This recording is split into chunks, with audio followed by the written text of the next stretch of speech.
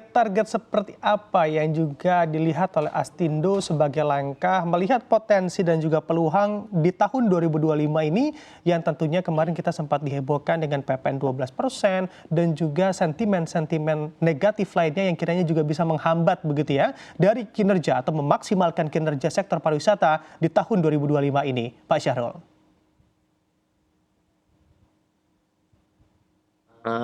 Memang sih tahun 2025 ini kita menghadapi sesuatu yang dalam tanda petik mesti trial and error kayaknya ya. Karena yang pertama ya Presiden Prabowo sudah menyatakan bahwa perjalanan dinas itu dikurangi. Tapi walaupun perjalanan dinas yang dimaksud itu adalah ke luar negeri ya. Ke luar negeri dikurangi dalam arti juga jumlah orangnya tidak perlu banyak-banyak gitu loh. Nah, terus mengenai PPN 12% ini juga menjadi apa ya penghambat juga untuk pariwisata. Walaupun kembali lagi Presiden dan Menteri Keuangan menyatakan bahwa 12% PPN kenaikan ini hanya untuk yang bersifat barang mewah ya.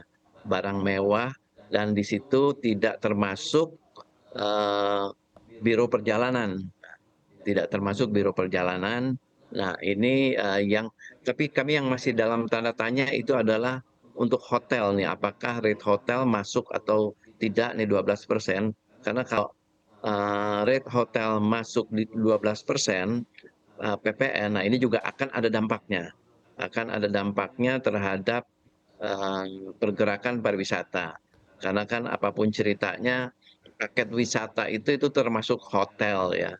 Termasuk hotel, nah jadi kalaupun memang kena dampak PPN yang 12%, ya tentunya juga akan ada dampak untuk apa namanya, untuk para wisatawan itu sendiri. Walaupun ada beberapa marketplace yang justru sudah mengantisipasi dengan memberikan diskon untuk mengantisipasi kenaikan PPN-nya itu. Jadi memang agak dinamis nih di 2025 kita masih apa ya, trial and error ya untuk di 2025 ini eh, kita menghadapinya seperti apa. Coba sih lihat bahwa dinamika dinamika eh, apa masyarakat Indonesia itu tetap ya kalau namanya berwisata itu masih menjadi buruan ya Mas. Mereka tuh kalau kami perhatikan sekalipun tingkat perekonomiannya dalam tanda petik mungkin masih berada di kelompok menengah, tapi mereka tetap ingin berwisata. Dan untuk mengantisipasinya juga ya mungkin di antaranya kita masih berkeluh kesah dengan harga tiket yang mahal ya, harga tiket domestik yang mahal. Nah, kami dari Astindo mengantisipasinya sudah menjadikan apa substitusi dengan menggunakan kereta api misalkan.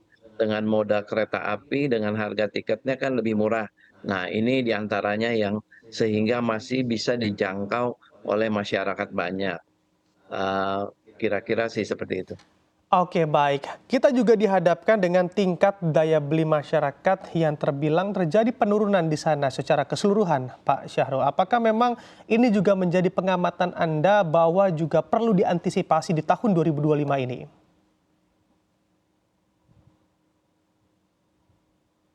Ya, kalau memang diantisipasi sih memang sangat perlu. Tetapi kalau kita lihat kan kalau ngomong pariwisata itu heterogen ya. Pariwisata itu dari kelas yang paling bawah pun sebetulnya masyarakat kita melakukan pariwisata.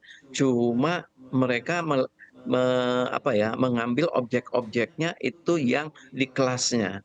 Jadi kalau memang dibilang daya belinya menurun, ya tentunya nanti masyarakat tetap bisa berwisata, tapi mengambil kelas yang di bawahnya.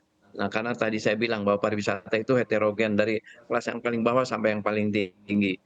Nah, kira-kira seperti itu ya. Jadi, barangkali kita lebih mengharapkan kepada kelas menengah atas ini yang tetap eksis berwisatanya. Kira-kira seperti itu. Oke, dari data yang Astindo miliki, sebetulnya masyarakat kita saat ini kita anggaplah di tahun 2024 kemarin lebih cenderung senang untuk berlibur ke domestik atau justru ke luar negeri karena memang harga tiket ke luar negeri sejatinya memang lebih murah dilihatnya begitu Pak Syahrul.